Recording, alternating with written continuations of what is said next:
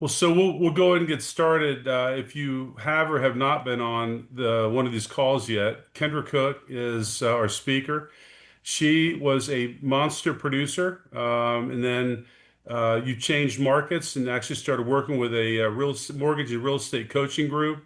Ran the division for the Realtor real estate group, and so she still talks with awesome realtors all over the country, and just has been to what were you averaging when we met? Like 20, Uh, 30 transactions a month or something? Some yeah, well, when I got in the core in 2006, I was closing about 200 sides and I went up to 360 sides a year.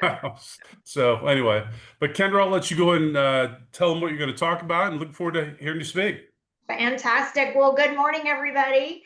Today we're going to talk about professional presentation. And honestly, for me, this was a game changer because I spent a lot of my years winging it, right? I was the one who ran in and had the comps and quickly previewed the house and ran to the next appointment. And when the market changed, and I don't know how long all of you have been in the market, but as we go through different markets, whether you go through high inventory and you've got to really be spot on when you list the property and stage it on initially, or if you're in a crazy market and you want to make sure that you don't leave any money on the table for your seller, you need to do that kind of presentation. So as the market tanked in 10, I really decided, you know what, it's time to play like a professional and not an amateur. So I started teaching professional presentation after that. I had the old flip chart. If any of you have been around as long as I have, we had a 3-ring binder and it kind of propped up and you flip the pages. That's really how my presentation started. So when we go through this today and you're like, gosh, that's a lot, or how do I get somebody to create it? Listen, a couple tips for you is number one, Chat GTP does PowerPoint. So if you really are looking for somebody to help you create it without paying a huge marketing cost, that is here now that I didn't have years and years ago. But also don't overcomplicate it. You can do the flip chart, you can do the binder, you can do just a printed copy and leave it behind. So as I go through this today, don't get super in the weeds about it's overcomplicated. It's a lot to cover. So I'm going to talk about why we do it. And then I'm going to show you guys some samples. And then I'll be honest, normally when I do this, I show a couple videos as I go through the process. And YouTube and Zoom have all of a sudden decided they don't like each other. So it clogs up and I have to restart and all that kind of stuff. So what I'm going to do is I'm going to go through the presentation and then at the end, I will go back and show you guys one of the videos. But as a gift to you today for being here, you're going to get the video links. So that will come out to you, to the person who invited you today after the fact. And you'll see that there are 3 different videos, 3 for the buy side and 3 for the list side. So the 3 for each, as soon as the appointment is set, you'll see the first one go out. And then in the middle, we do a what's next. That one will be the middle one, and then the end one, how to prepare them for closing and also set them up for referrals and your survey that you're going to send. So you're going to get all 3 of those. And I always tell people, listen, I'm all in about rip off and duplicate business.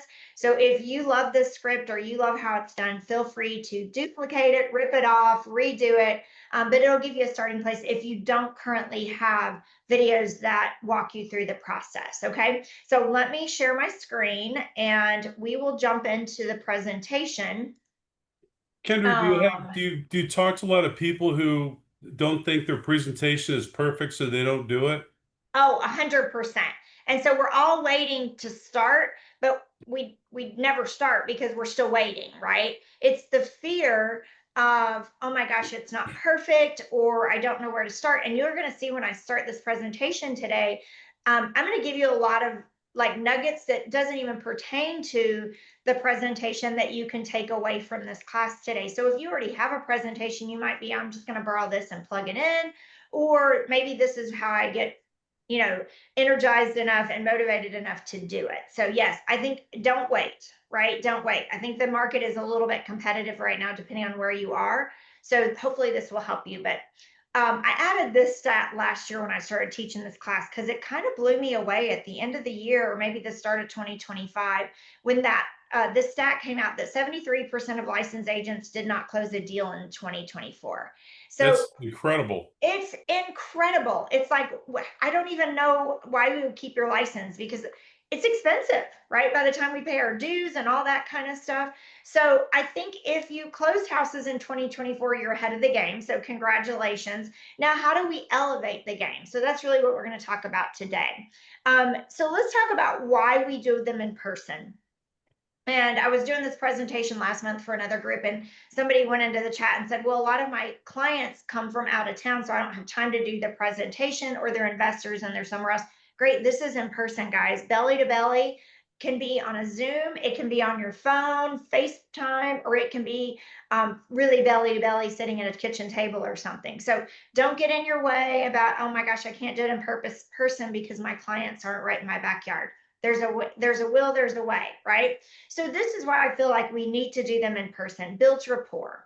Um, I think as the market I say evolves, right? As the evolution happens, the market, we're going to have great markets and you're going to have challenging markets. But at the end of the day, we better build rapport, because if we know that our relationships are the lifeblood of our business, and I firmly believe that as a real estate agent, if you don't believe your relationships are the lifeblood of your business, check your pulse, right? Because it is very easy to pick up the phone and get somebody to discount their commission. But do you want those relationships with people who are asking you to discount your commission forever?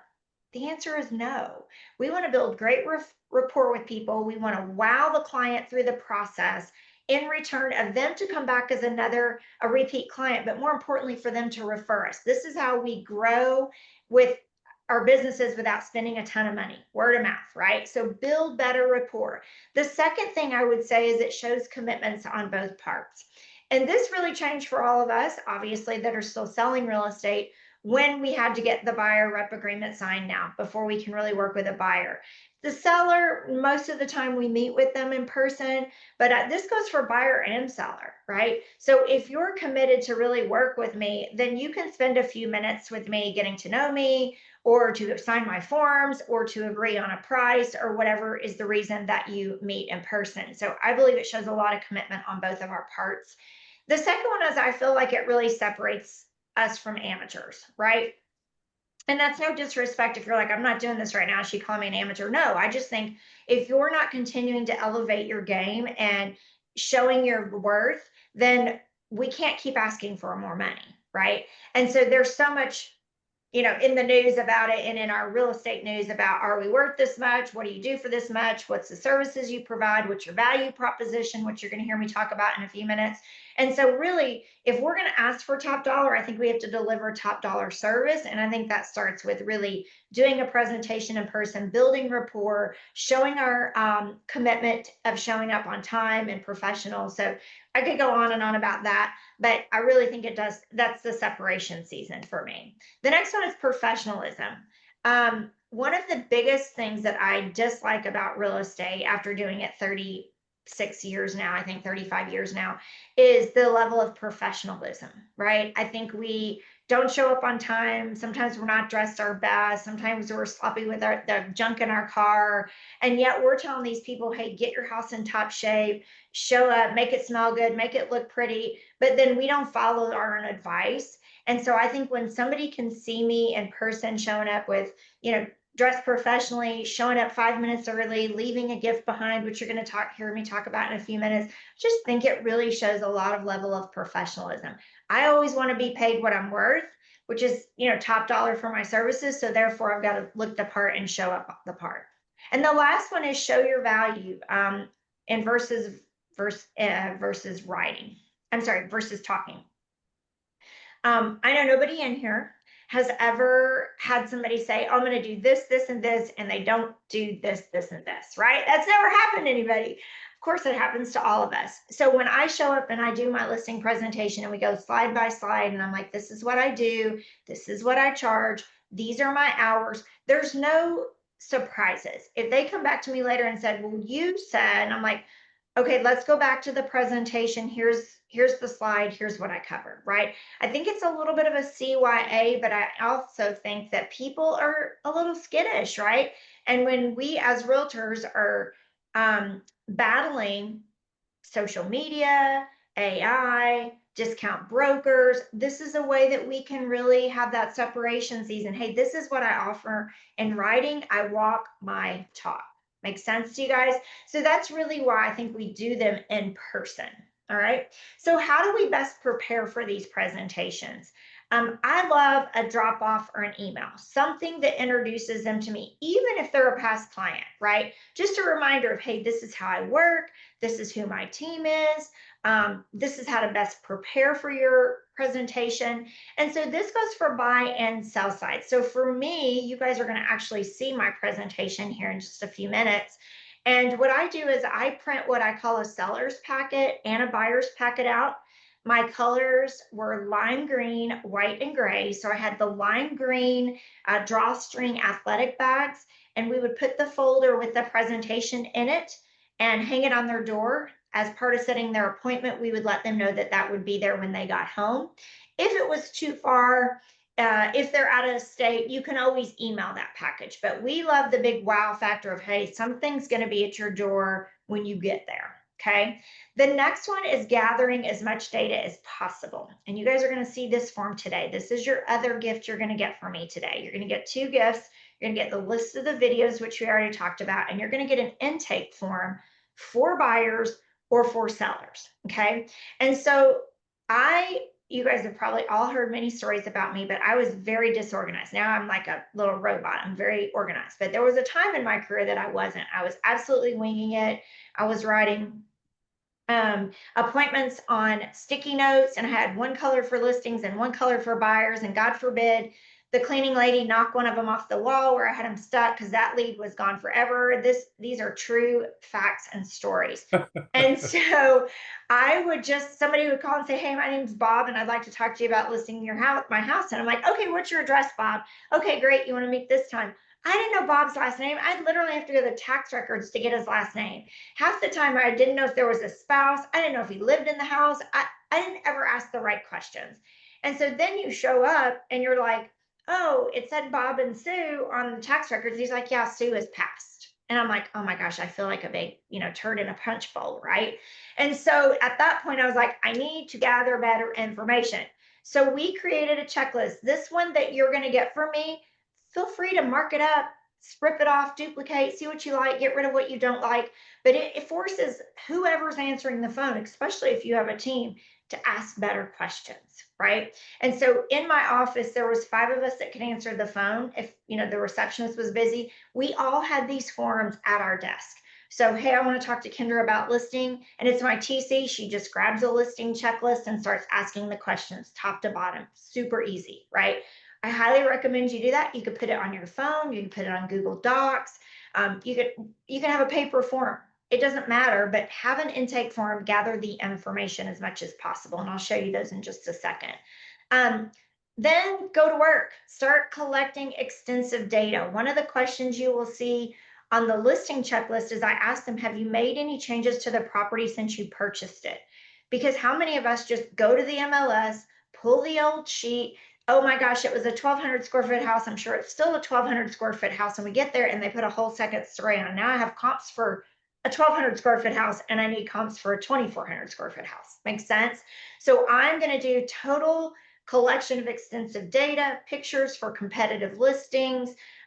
If it's a farm, I'm going to pull other farms. I'm going to try to get pictures of barns if I'm comparing barns. So when I say extensive, I mean expensive. Do your homework. Okay.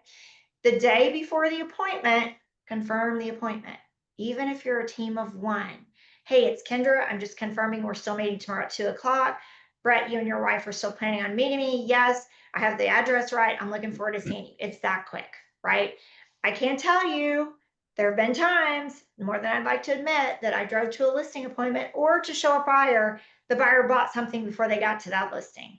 Or I pull in the driveway and nobody answers the door. Oh, we totally forgot. Or our kids are sick or whatever. Just that next day reminder or previous day reminder will save you a lot of time. Time is money. Goes back to that professionalism piece. Just like our doctors confirm our appointments, we want to be paid like a doctor. Let's perform like one. All right. Have something to leave behind. I love leave behind gifts. I think if If I'm competing and there's two or three agents and they're winging it, most of your competition are probably not doing a professional presentation. They probably didn't do a drop off previously. And then the follow up for that is, what can I leave behind? So on a listing side, we had candles made that had our label on it. It was my, the Cook Realty Partner scent, and it was in a little gift bag, and it was leave it behind to get there. We had a little saying in the bag to help them get ready for their showings. That was what we left on the sell side. On the buy side, we had a little leather portfolio, leather piece that they could attach their documents in and fold it and tie it up, put it in a safe, put it in a drawer somewhere happy and safe to put their documents. And so it was just something that if they were interviewing other agents, we just wanted to stand just a little bit above the competition. Okay, Kendra, what would you so spend on that yeah, item? go ahead. What would you spend on that item? About $10, $12. Okay. So less than a $20 investment. Um, Back then, my average commission was about 7,500. Of course, we grew that to, five digits after that. But will you spend $20 to get whatever your average commission is? It's a little bit of investment. And I remind people that, when I'm coaching them, remember this is a business. It may be a small business, it may be a big business, but we have to spend a little bit of money to make money. So you can spend money on chasing Zillow leads, cold leads that nobody likes you, knows you, and you may or may never get in the door or on the phone with them, or spend 10 or 15, even $20 on a listing appointment that I may get, 7,500 or 10,000 or whatever your average commission rate is back. So be thinking like a business person. This was where I missed the boat for a really long time. We invest a little bit to get a big gain at the end, right? Um, Okay, so this shows you your listing checklist. And at the top, we ask a lot of questions like, is it vacant? Is it occupied? How'd you find out about us? And then you'll see kind of in the middle, and I'm not going to spend a lot of time on this. You guys are going to get this actual form. Okay. But there is some questions in there just prompting them, why are they moving? Is the house still the same? One of the things you will see on here is, are you current in your payments? Okay. Now, our friends at the mortgage firm will tell you that a lot of people probably aren't talking about this. Some of them probably are, but this credit card debt that we have in America is sooner or later going to come haunting some of our clients. Let's be honest, right? They refinanced during the low interest rates. They paid off their debt. And then most of them have gone right back into debt, right? They didn't change, they didn't fix the problem of their charging habits or their spending habits. And so therefore, some of these people are going to come back around to us and they're going to be in a pickle again. So I always wanted to know before I got there, were they current? You will find a lot out if you ask questions. Maybe they're going through a divorce. Maybe it's a house they inherited and there's some liens against the property.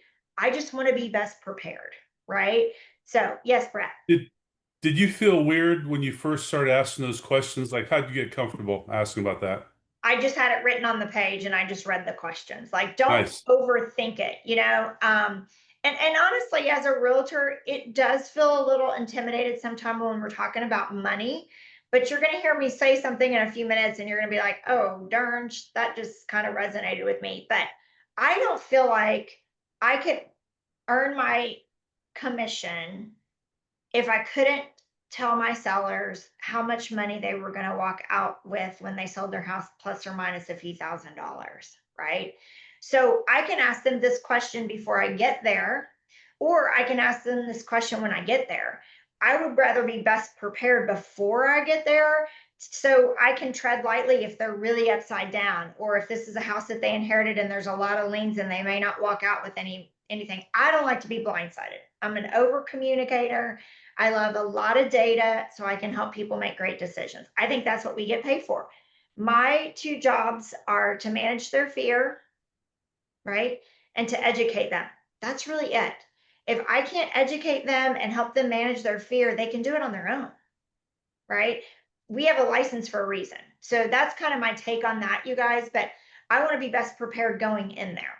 All right. And then the rest of that checklist is for me and my team. You're going to see this crazy little envelope on this sheet here, but I won't ask you guys to raise your hand, but I cannot tell you how many times I would leave the listing so excited, got the listing, and hand the folder to my listing coordinator. And she's like, where's the key, Kendra? And I'm like, oh, I forgot about that. And so then we'd have to chase down a key.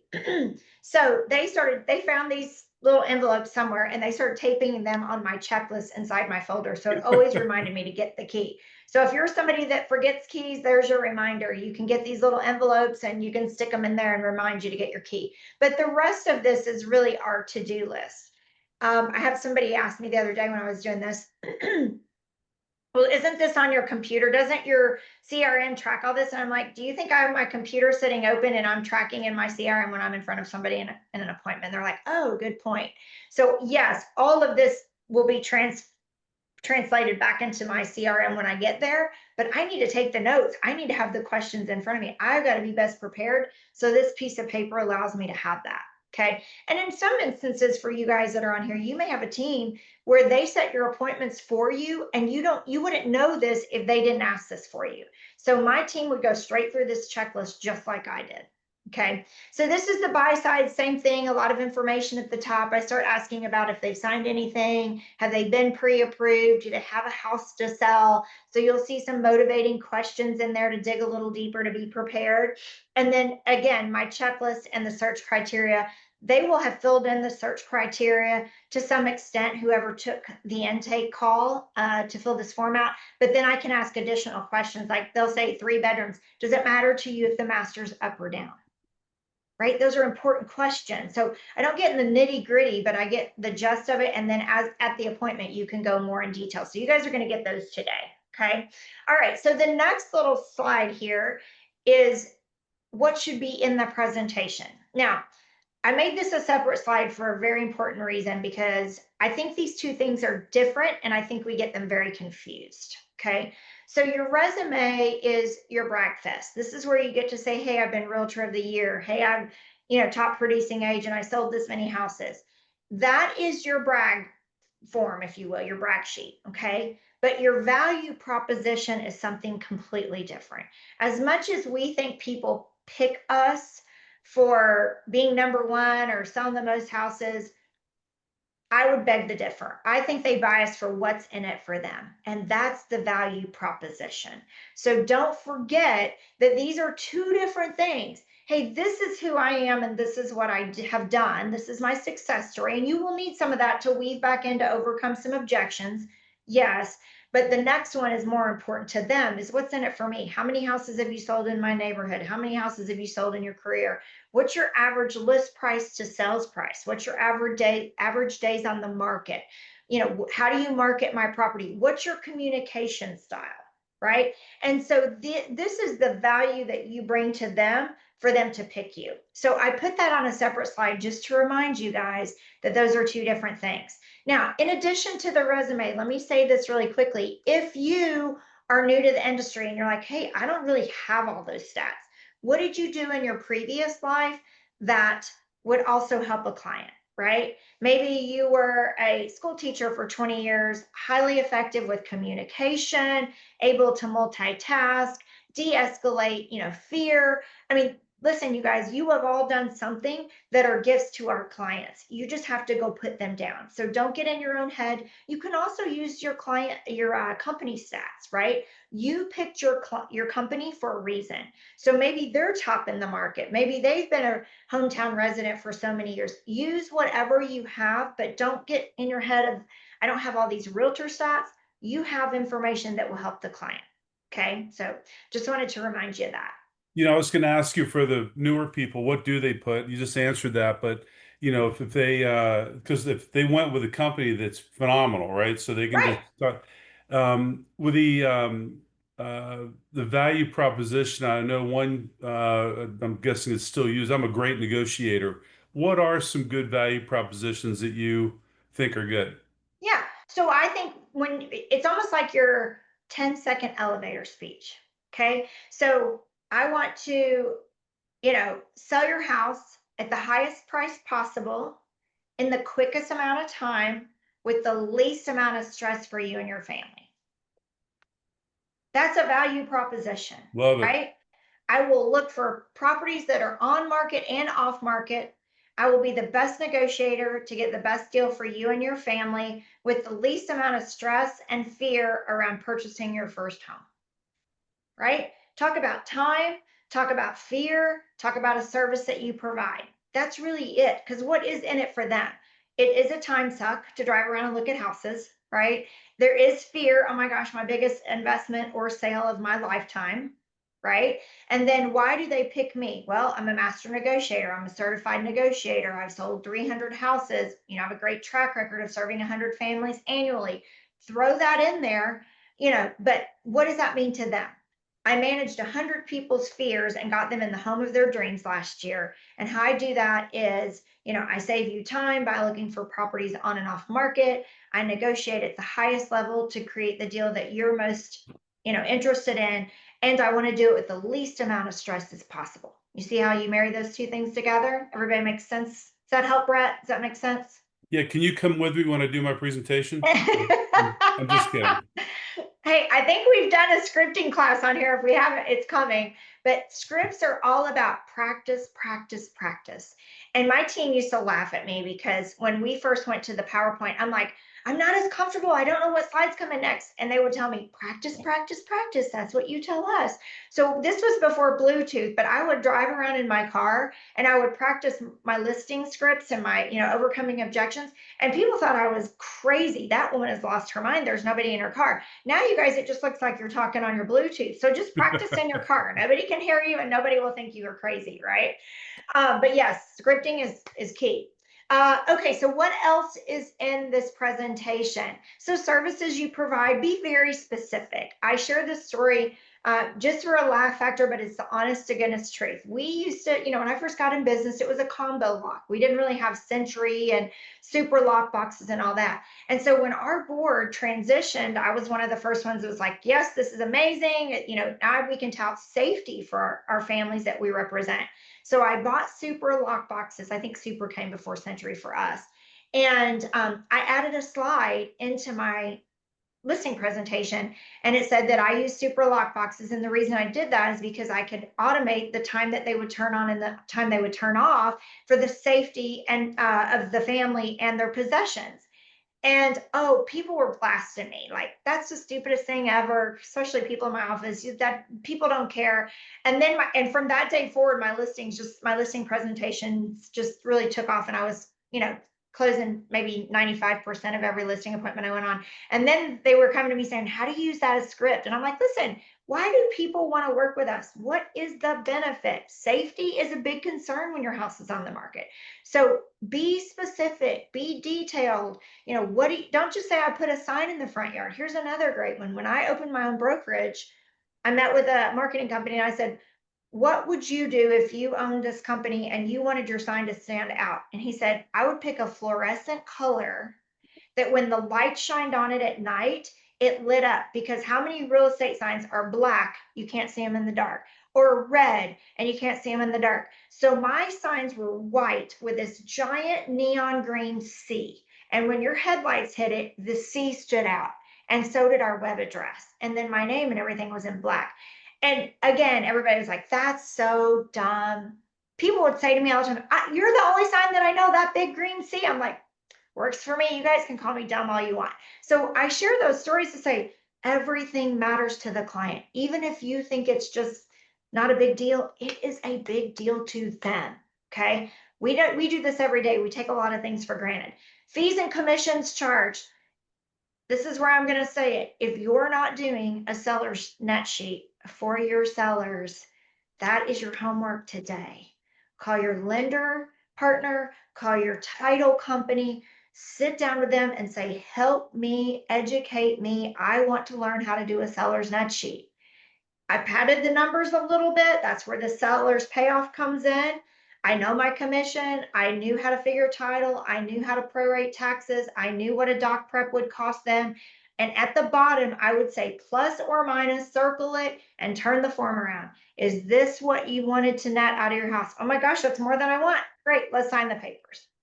Right? I mean, it's just a closing tactic, but it also is going to separate you from other people that aren't doing that. So if you're not doing a seller's net sheet, that's your homework. Bar none, go do it. Testimonial page.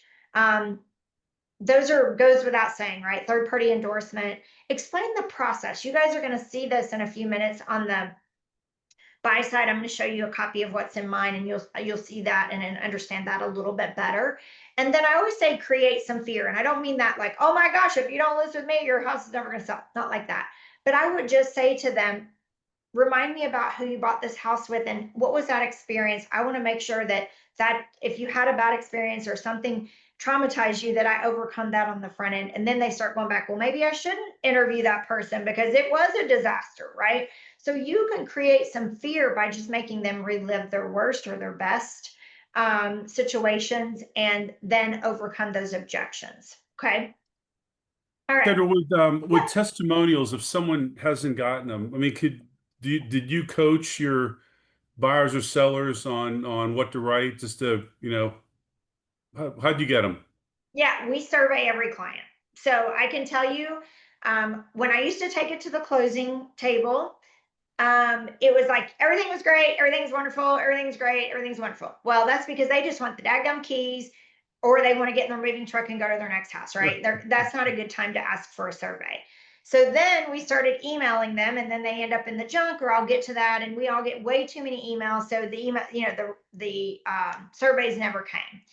And so I was at an event one time and I heard somebody say, hey, have somebody call them and do a phone interview for your survey. That was game changer. We got about 85% of the people that we called. Now, when we go to the videos, I'll show you my closing video today, and you'll get to see all of them when you get the links. But I'll show you the closing one, and you'll see that I set them up for the survey. I also set them up for referrals. So they are expecting somebody from my team to call them to do the survey. Okay. Now, if you're a lone ranger, I coach a lot of lone rangers, sole practitioners, whatever you want to call it. You're working as a team of one.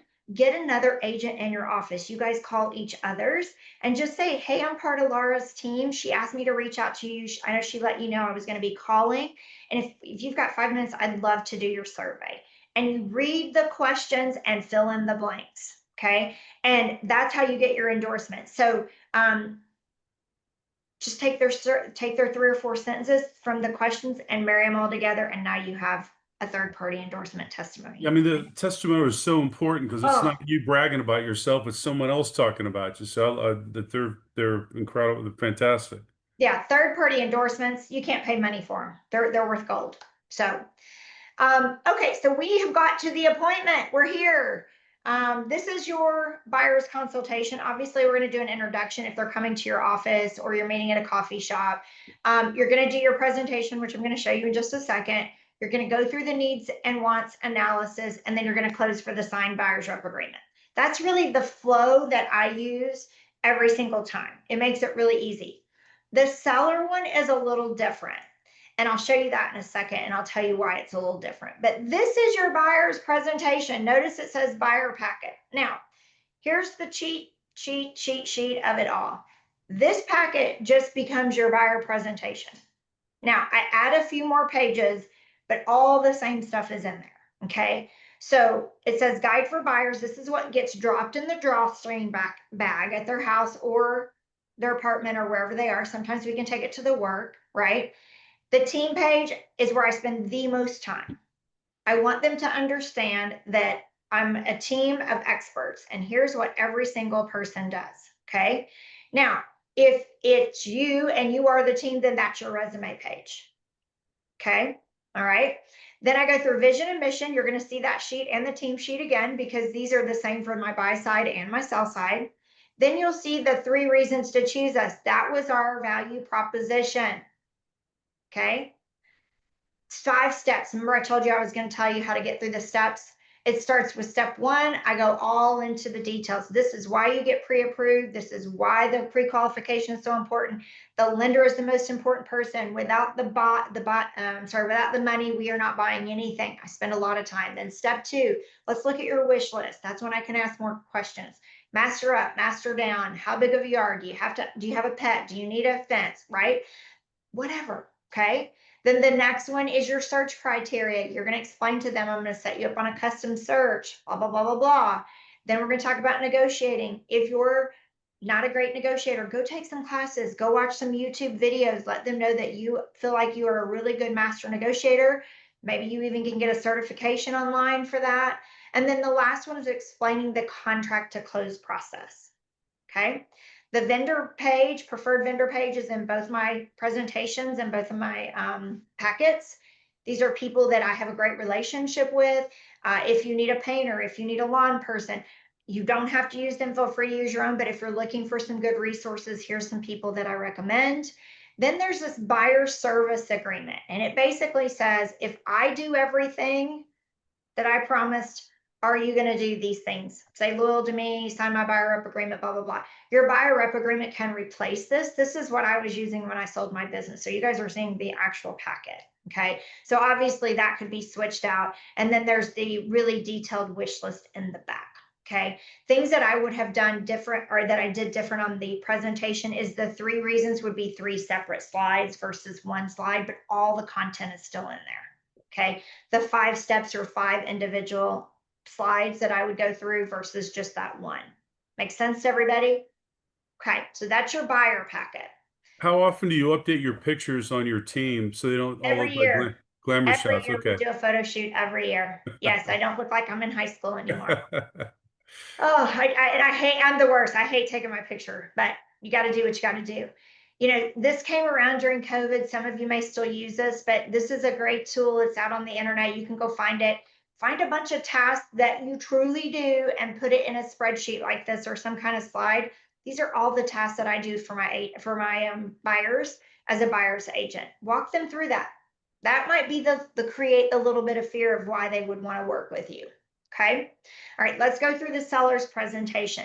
Same thing, introductions, preview the home, presentation, talk price, seller's nut sheet, close for the listing. Now, I'm going to go back through that.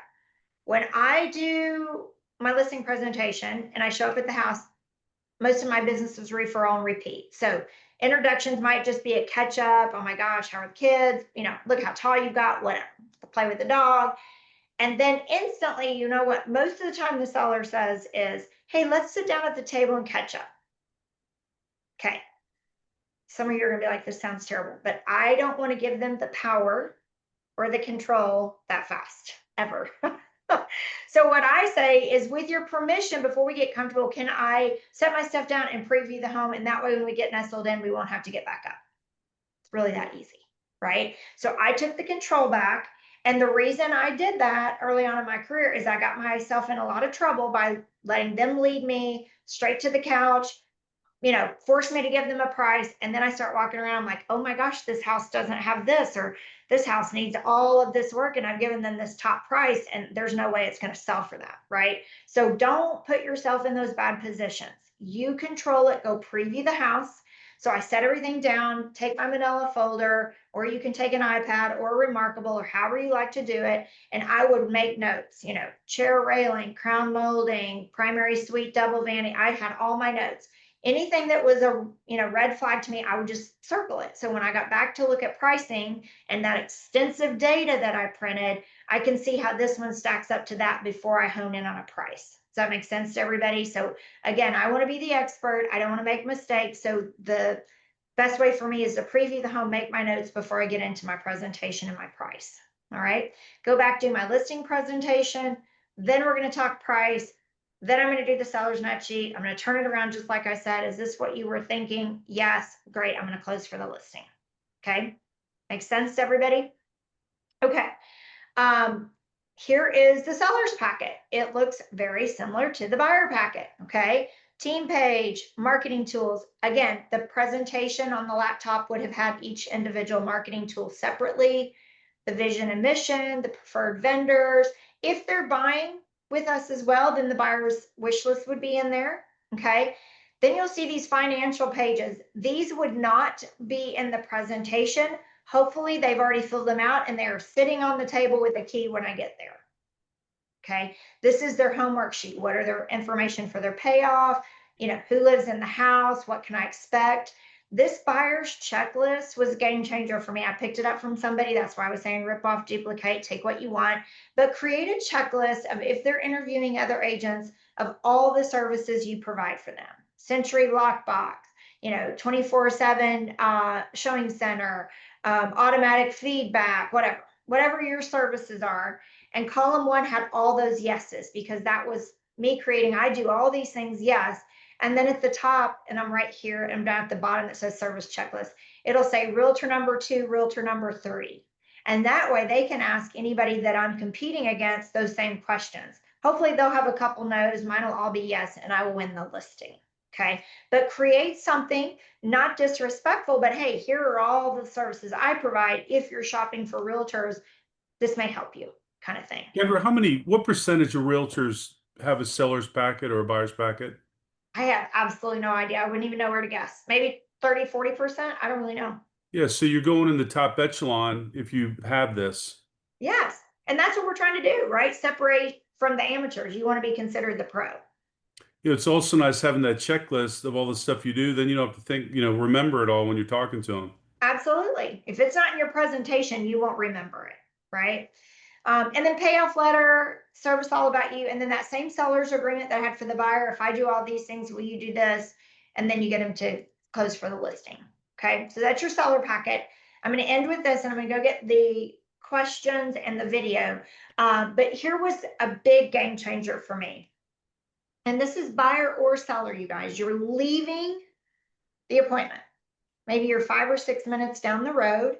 And I just call back and I say, hey, Brett, I know I just left your house, but before I get too far away, I just want to make sure, did you guys have any other questions for me?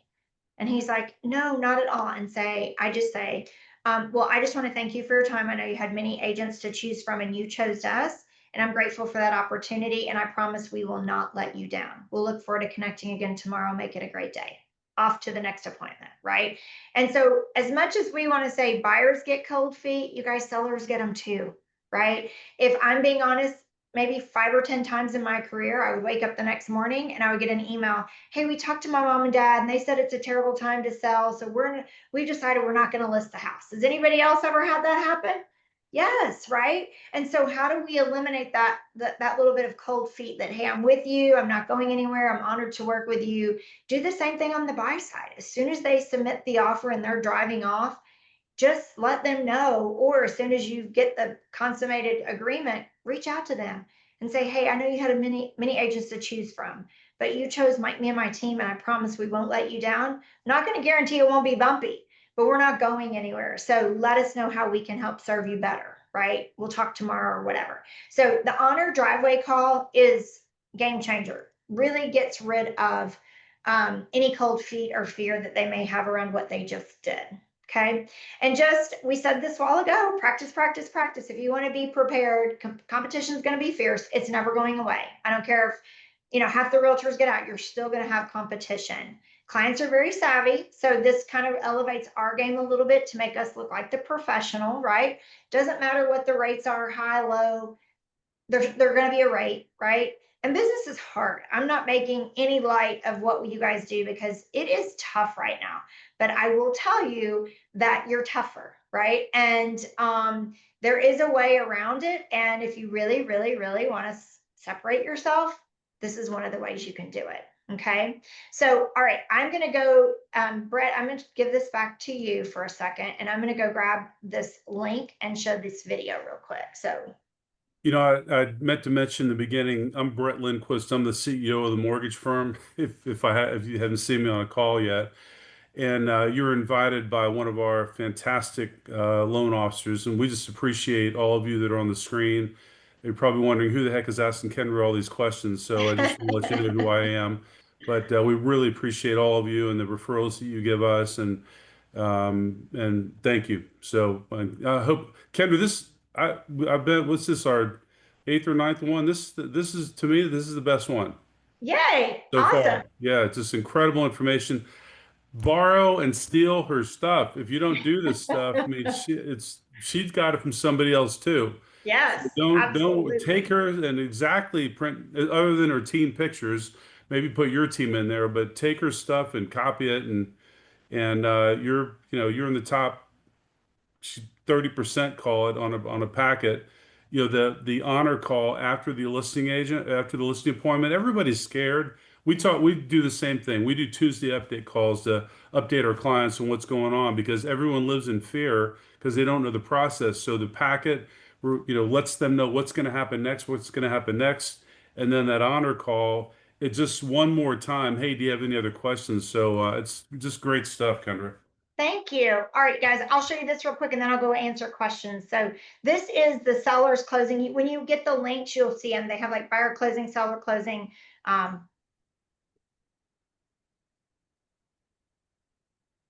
Congratulations, you have an accepted contract on your property. It's time to start packing, right? Not so fast. Remember when we presented the offer to you, we talked about inspections, appraisals, and walkthroughs. I want to make sure that you have a clear understanding of the steps that are going to follow over the next few weeks. First and foremost, you're going to receive a copy of your contract package in the mail. Put that up in a safe place in case you have to refer to it in the future. Next will be your home inspection. Remember, the buyer reserved the right to have the home inspected at their expense. So they will coordinate a date and time, and you will be contacted from my office so you will know when the inspector will be there. He will be inspecting the house from top to bottom. So if you know of a small repair that you've been putting off, go ahead and take care of it right away. Next, we will be negotiating any repairs that were found in that inspection. We will walk you through that process and make sure we get those taken care of prior to closing. The next step will be the appraisal process. The appraisal is ordered through the lender, and that is on behalf of the lender and the buyer. So we will also coordinate a time and date for them to enter the property and inspect the house. The final step prior to closing is your final walkthrough. We will also coordinate that with you a few days prior to closing. Now, we all want to get to the closing table on time, and the buyer comes with the money. So once they have scheduled their time and date, we will be contacting you to schedule our time and date as well. We will do our best to accommodate your schedule. In closing, as the owner of Cook Realty Partners, I have to tell you there may be some bumps along the way, but you have hired me and my team of experts to get you through this process from start to finish, and we're not going anywhere. We look forward to seeing you at the closing table. Make it a great day. Okay, guys, so there you have it. Very cool. So there's one of those for each step. So buy side, sell side. So you get the intro as soon as the appointment is set. I set the expectation for the seller to fill out the forms that are in their packet, get you a key. So you can watch all of those and I'll make sure that you have it. But I will tell you one of the biggest reasons we did that, A, was to separate ourselves. But number two is it cuts down on the what's the next call. Oh my gosh, what's next? Wait, there's a appraiser coming? Well, how long are they going to be there? And who's paying for that? And what, right? And well, I want to schedule my closing on this date. I've already educated them. Like the buyer comes with the money. So once they set their closing, we can set ours. So it's really just educating them and eliminating a lot of those distractions. Because listen, you guys, the bigger your business gets, the more distractions you're going to have. So if we can minimize those and limit those, I think it is in our best interest to do that. So I want to make sure that I run through here and see if there is, love this info. Can we have your info? Yes, Lori, my info is, my website is kendracook.com. So it's KENDRACOOKE.com. From there, you can follow me on social. You can email me. You can put in a request for a consultation. You can do whatever you want. So that's the best way to do that quickly. You guys are welcome. I'm just so glad you're here and you're so interactive every single month. This makes my life and very fun. I love it. Can you put your information in again? Okay, we took care of that. Looking forward to material. Would love the printed material. Okay, you're gonna get that. Making sure Tuesday. Okay, those Tuesday update calls are rare. I never had another lender do that. So that's a high five to our NFM crew that does that. Let's see, would love to know if we can get a copy. Yes, you can. This is the second month. Okay, I'm gonna keep going. Thank you, Kendra. Do you recommend mailing a hard copy of the contract? I do both. The question was, do you send a hard copy or email? Most everything they're going to get from the lender is probably email, password protected, all of that. So I do send a hard copy to them. I'm old school. I do love the hard copy. Kendra, this wasn't part of the presentation, but do you send your buyer, like if you have 5 houses, will you send them a list and have them take a look at them first? I'm sorry, a five list of what? If you have let's say you have five properties, you may have take a buyer, want to go show them. Do you give them the list first so they can preview them? No, Okay. I don't. And no, I didn't. No. This recording is coming to you. Yes, yes. I think that's everything. Uh, This and call is also recorded, so you'll be getting yes. a copy of it. Yes, perfect. I think I got through all the questions. If I didn't pose it, I'm at the bottom again. So we do have a few more minutes. But really, you guys, it's a little bit of work up front, but I think the more that we want to ask for full commissions and to really wow the client, I think we absolutely have to raise the bar on what we're doing. And I say this all the time to my students, we've had it really good for a while. The market's been really good for a while, and we've had this apple tree. We can walk out and get whatever apple we want off of it. And I think, whether you're in this season of things aren't great right now or you're in a great season, the opposite will come. If you stay in it. I got in 1988, and the interest rates were 9 to 13%, depending on what you were buying. And my husband and I bought our first house at 9% interest in the 90s, and so it's really funny for me when people are like, oh my God, the rates are in 7. I'm like, well, I mean, I've financed people at 13. I bought one at 9.